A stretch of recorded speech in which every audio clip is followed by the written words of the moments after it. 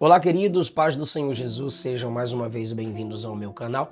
Esse é um vídeo urgente. Urgente porque eu cheguei hoje de viagem e não temos muito tempo de fazer um aparato todo especial. Merece. Mas o que é mais necessário é o que eu quero fazer. Existe um livro da CPAD chamado Diário do Pioneiro. É a biografia de Gunnar Wingren, escrita pelo seu próprio filho, Ivar Wingren. Ok?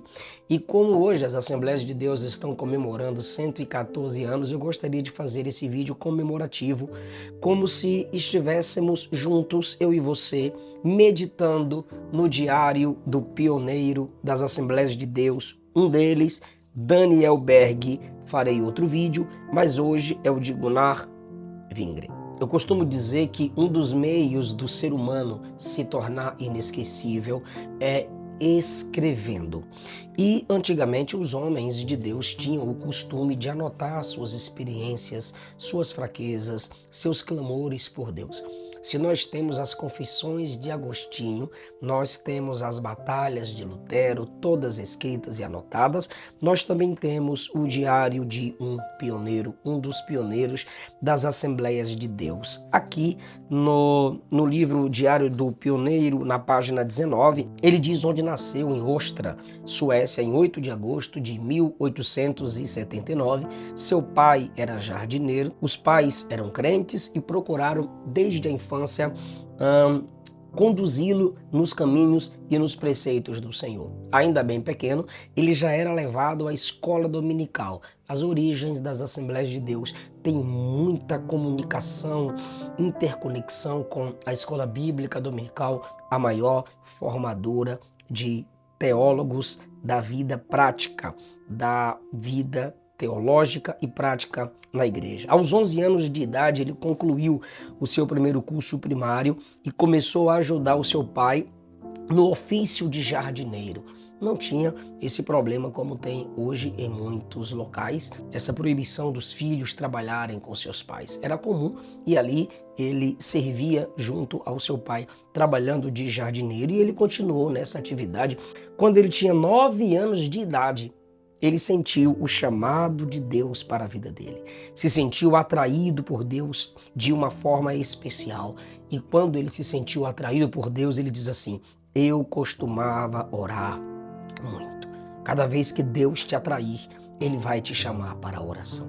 Cada vez que Deus despertar a sua alma, Ele te conduzirá a uma vida de intimidade com Ele. Mas Gunnar Wingren diz: com 12 anos de idade, me desviei e me tornei um filho pródigo. Caí profundamente do pecado até os 17 anos, quando outra vez o Senhor me chamou. E isso aconteceu em 1896. Ele resolveu ir a um culto de vigília de Ano Novo e voltar para Jesus. E com quem ele foi? Foi com seu pai e fez o que havia resolvido, e ele dá um aleluia. Ele louva quando ele lembra que depois de sua fraqueza, ele voltou para o Senhor. Nesse tempo, ele enviado uma petição para entrar como voluntário na escola de guerra, mas Deus o dirigiu a não seguir esse caminho. E um dos modos pelo qual Deus o dirigiu a não continuar com o desejo de prosseguir na escola de guerra é fazendo-o sentir medo de não poder permanecer como crente seguindo a carreira militar. Isso lá na frente vai mudar, mas nesse exato momento ele precisava desse tipo de temor, pois era como se fosse um novo convertido, tinha acabado de voltar para Jesus e ele entendeu que as más conversações corrompem os bons costumes. Tendo ele poucas experiências, ele decidiu então não estar no ambiente onde a maioria eram ímpios. Aos 18 anos ele foi batizado nas águas, testemunhou publicamente que agora pertencia ao Senhor Jesus. Isso aconteceu no mês de março de 1897. Nesse mesmo ano, se tornou sucessor do seu pai na escola dominical. E ele diz: isso aumentou minha necessidade de Deus e de sua graça. Olha que coisa maravilhosa. Quando ele se sentiu chamado por Deus, foi quando ele estava sendo convocado a orar, com 9 anos de idade, sentindo muita vontade de orar. Agora, quando ele volta para Jesus e é chamado a trabalhar com seu pai na escola dominical, ele diz: senti minha necessidade de Deus aumentar. Que coisa linda. Quando sentiu que era chamado para o ministério, sentiu vontade de orar. E agora, quando é chamado para o ministério do ensino, sentiu ainda mais dependência de Deus e da sua graça. Olha aí a origem do pentecostalismo. Alguém formado na escola bíblica dominical, alguém que sente dependência de Deus para poder ensinar na congregação onde congregava. Isso é Assembleia de Deus. Pessoas que dependem de Deus, mesmo que seja para dar uma simples aula numa escola dominical. Ainda nesse ano, diz ele, 1897, 14 de julho, leu numa revista um artigo sobre as grandes necessidades e sofrimentos das tribos nativas do exterior. E ele chorou. Ele chorou quando via as necessidades espirituais de tribos que ainda não conheciam Jesus. Ele subiu para o seu quarto e ali prometeu: ó Deus, eu vou pertencer a ti e eu me entrego à disposição da glória do seu nome. Orei insistentemente para que o Senhor me ajudasse a cumprir aquela promessa. Queridos irmãos, ele pegou um jornal e começou a ler sobre as tribos que não conheciam Jesus. Sentiu necessidade de orar de novo. Subiu ao seu quarto e disse: Senhor, me ajuda a cumprir esse desejo, essa promessa que eu te fiz. Qual promessa? Eu quero ser usado pelo Senhor. Você percebe uma ligação entre o estudo da palavra na escola dominical, a leitura de uma revista, um artigo sobre as tribos e oração. Sentiu sede de Deus quando criança e agora sente necessidade de orar quando quer fazer a obra missionária. Escola dominical, oração, são as marcas das Assembleias de Deus. No mês de outubro, diz ele, daquele ano, fizeram uma festa para levantar dinheiro a fim de ajudar um irmão que ia sair para o campo missionário. O nome desse irmão era Emílio. E ali eles levantaram oferta e ele deu todo o que tinha no bolso. Ele diz: tudo que eu tinha nessa oportunidade, eu as entreguei como oferta para enviar alguém como missionário. Oração, escola dominical, preparo e envio de missionários. É a outra marca do pentecostalismo, das Assembleias de Deus.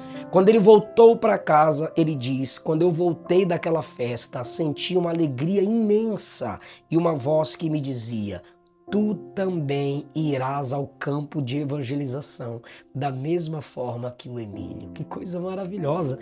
Tá faltando, Eduardo, que tá me ajudando a gravar aqui, esse tipo de sensibilidade, meu irmão. Nós temos igrejas que não enviam missionários. Gunnar Vingre começou ofertando na vida de missionários, mas aquele que ofertou para enviar o missionário, Deus disse: eu vou te enviar. Tem muitos de vocês que estão me assistindo aqui agora, que estão pensando que seu chamado é só sustentar missionário, só orar por missões. Isso não substitui a chama que está ardendo aí no seu peito. Deus aceitou a oferta de Gunnar Vingre na vida do missionário Emílio, mas Deus não se contentou em não enviá-lo. Ele teve que ser enviado para fazer a obra missionária no tempo certo. E ali ele ficou mais um ano no seu trabalho, participando dos cultos, evangelizando, se esforçando para ganhar almas para o Senhor Jesus. Até 1898. Depois de muitas orações dos irmãos, ele diz: fui para uma escola bíblica em Gotabro, e os dirigentes daquela escola tinham dois nomes aqui: o Emílio Gustavsson, deve ser o mesmo que foi enviado, e outro aqui, que o Stedtje, é nome sueco, irmão, quase língua estranha. Ele disse: nunca na sua vida havia recebido uma instrução bíblica tão profunda como aquela. Ele disse que o primeiro pregador o primeiro pregador pregou uma mensagem que quebrantou o público inteiro com a palavra de Deus. Tirou tudo deles até que eles ficassem inteiramente aniquilados como pó diante dos pés do Senhor. Ou seja, ele está reconhecendo que um pregador ministrou a mensagem que o quebrantou, que o humilhou, que o colocou de joelhos. Mas eram dois pregadores. De repente veio o missionário Emílio e pregou a mensagem que veio como óleo de Gileade e sarou as feridas da alma, alimentando os corações com o melhor trigo dos celeiros de Deus, página 21. Que coisa linda. Um crente reconhecendo a mensagem dura de um pregador que o quebrantou e uma mensagem consoladora do outro pregador que o sarou. A gente precisa ter essa sensibilidade. E no pentecostalismo nós temos esses dois tipos de pregadores. Pregadores profetas, que anunciam com urgência a palavra de Deus, e o pregador pastor, que sara o coração daqueles que foram confrontados. Existe o pregador que confronta e existe o pregador que consola. E como Atos 13, mestres e profetas fazendo a obra de Deus na mesma igreja, na mesma congregação. Isso é Assembleia de Deus, isso é pentecostalismo. Agora, quando ele está participando daquela escola, ele diz na página 21, aquela escola durou somente um mês, porém me foi de grande bênção espiritual. Meu Deus, meu Deus. Eduardo, olha o que ele diz, aquela escola durou somente um mês. Olha como é que o cara fala de uma escola que durou 30 dias. Nossas escolas duram quanto tempo hoje, irmão? 1h30? 2 horas? O pentecostalismo precisa voltar à sua essência. Aquela escola bíblica durou 30 dias, mas ele diz somente. Ele está dizendo eu queria mais. Ele está dizendo podia ter mais. Quem tem fome de Deus tem fome da palavra, irmãos. Quem tem fome da palavra e de Deus tem fome por almas, irmãos. Olha isso. Só durou 30 dias. Éramos 55 participantes, homens e mulheres. A escola fazia parte de uma federação evangélica que tinha o objetivo de ganhar almas para Cristo. O objetivo da escola era formar pessoas para ganhar almas para Jesus, e só foi para aquela escola quem queria ganhar almas para Jesus. A escola fazia parte de uma federação evangélica que tinha o objetivo de ganhar almas para Cristo. Uns 15 alunos foram enviados como evangelistas. 55 pessoas, 15 foram enviados como evangelistas. Sabe o que é isso, gente? Acabou de aprender, já foi praticar o que aprendeu. Isso é pentecostalismo, irmão. A gente prega no domingo, vamos ganhar almas. E na segunda, a gente está ganhando alma. Na Assembleia de Deus é assim, a pessoa aceita Jesus no domingo, na segunda ela já está evangelizando, a gente não espera a pessoa virar reverendo. Então, uns 15 alunos foram enviados como evangelistas, saímos de 2 em 2 e nos deram somente o dinheiro para a passagem até o lugar de destino. O companheiro dele tinha 4 anos de experiência como evangelista, chamava-se Soderlund. Soderlund. Mas eles tiveram que confiar em Deus para suprir as necessidades materiais deles. Ele diz que eles foram enviados à província de Skane, que nome chique, que foi o seu primeiro campo de trabalho. Ele chama campo de trabalho, o seu campo missionário. Entenda que ele sempre diz enviaram-nos. Por quê? Porque um verdadeiro missionário é comprometido com sua igreja local e é enviado por essa igreja. Como Paulo em Atos capítulo 15, a igreja agora se responsabiliza por ele em enviá-lo. Mas a condição... Bairro de pobre, irmão.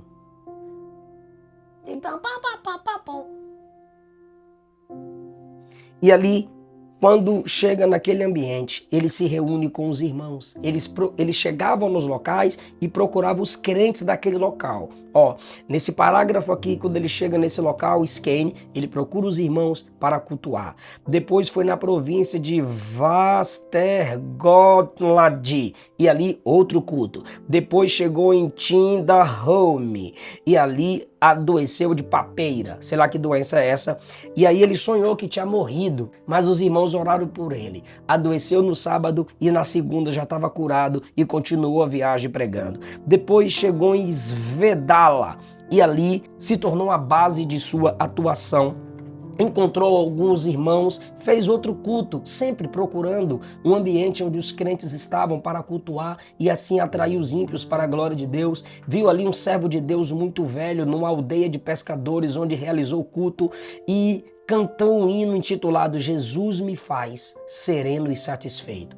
Jesus acalma e satisfaz, e ele diz que sentiu muita alegria, o céu se abriu sobre eles ali.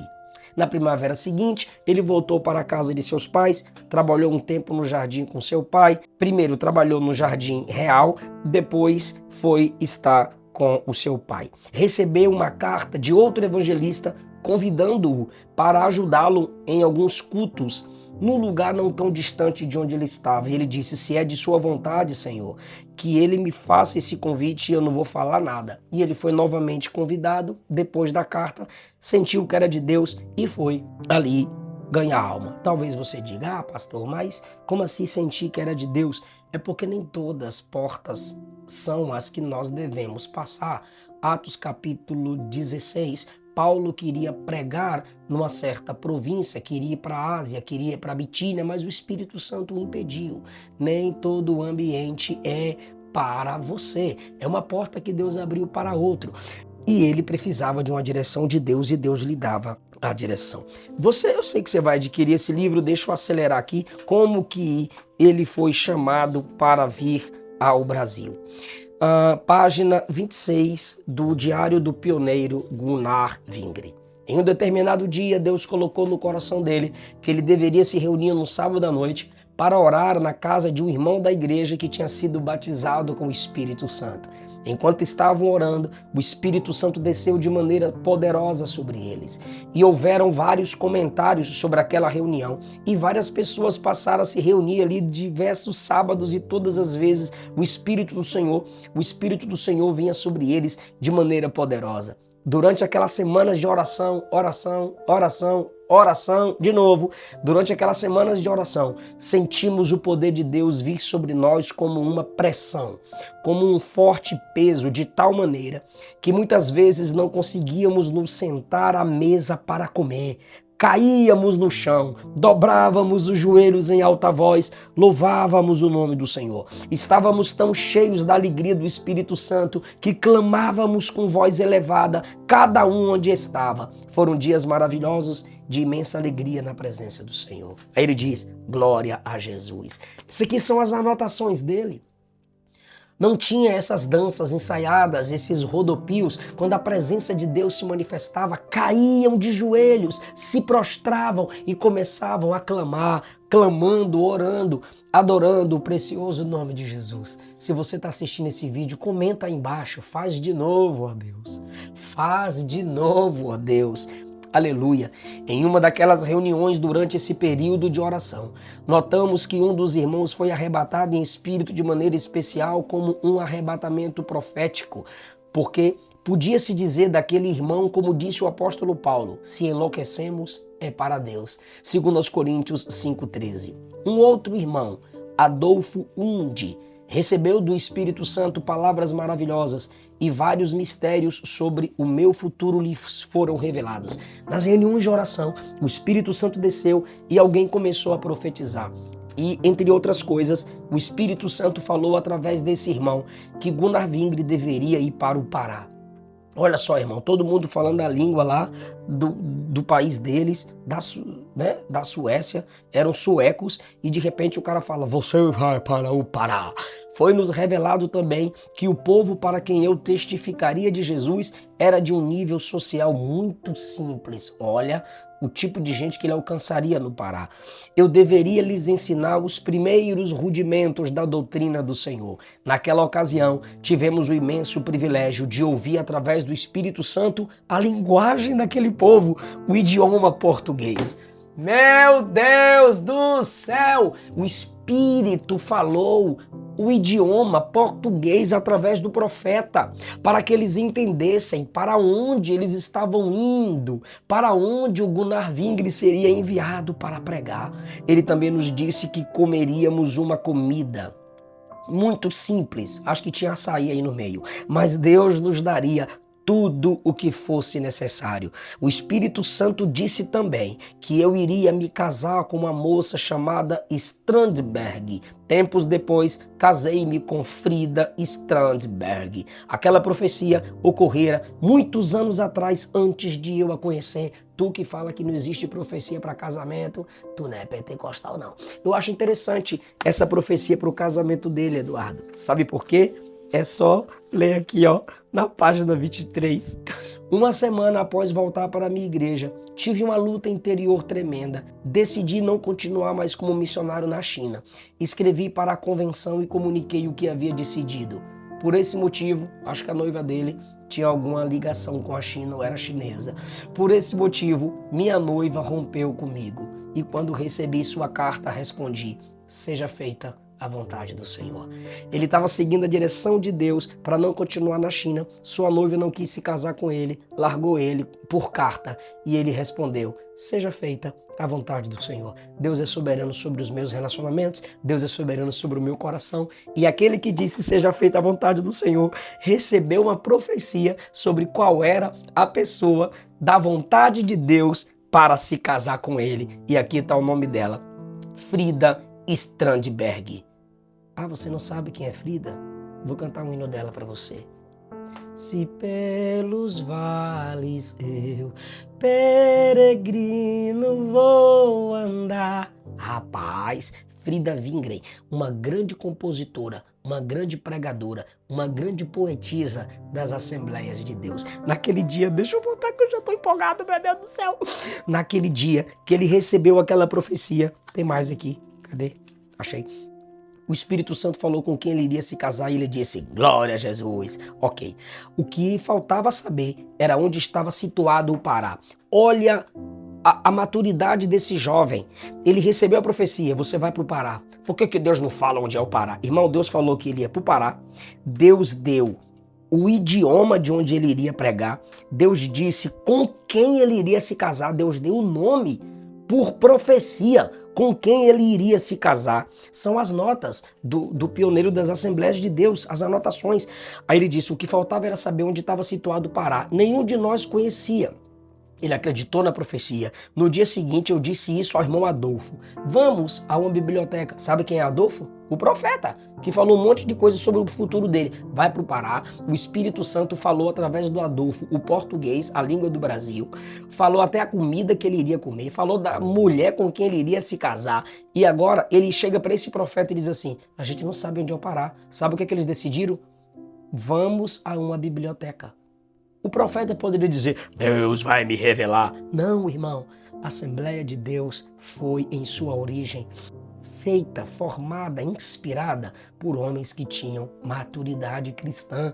E aí, meu irmão, foram até uma biblioteca, pegaram algum tipo de mapa, procurar qual lugar na terra é chamado Pará. Nossa pesquisa nos fez saber que no norte do Brasil havia um lugar com esse nome. Confirmamos mais uma vez que Deus tinha nos falado. Aceitei minha chamada com inteira convicção de origem divina. Aí mais na frente ele conta como que em 1910 ele conheceu o Daniel Berg, decidiram vir para o Brasil com mais uma experiência e aí nós chegamos aqui em 114 anos das Assembleias de Deus. Parabéns a todos os assembleanos, parabéns às nossas Assembleias de Deus, parabéns para nós pentecostais. Se inscreve no canal, deixa o seu like, deixa a sua tocha aqui embaixo e deixa o clamor: Senhor, faz de novo. Deus abençoe.